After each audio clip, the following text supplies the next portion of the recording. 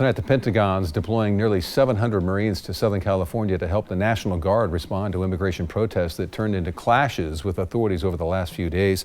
We'll have more on that situation in just a few moments. But first, Oregon Governor Kotek is responding to the situation.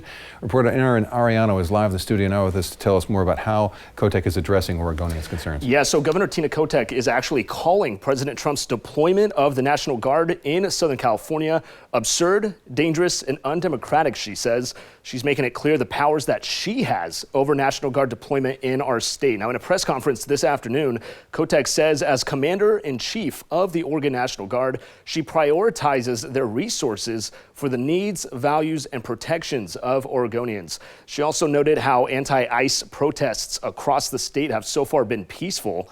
But when it comes to violence, that is something that will not be tolerated, and the state's response should be just that, a state response. It is unlawful for the president to do what he has done in California. He did not get the request of the Commander-in-Chief of the California National Guard, Governor Newsom, to deploy in that state. What we are focused on here in Oregon is being clear about, I'm the Commander-in-Chief, we are taking care of our communities. If there is any activity that needs to be taken care of, it will be done by local law enforcement.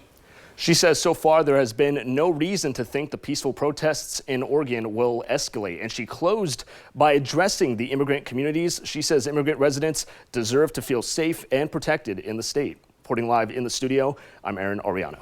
All right, Aaron, thank you very much.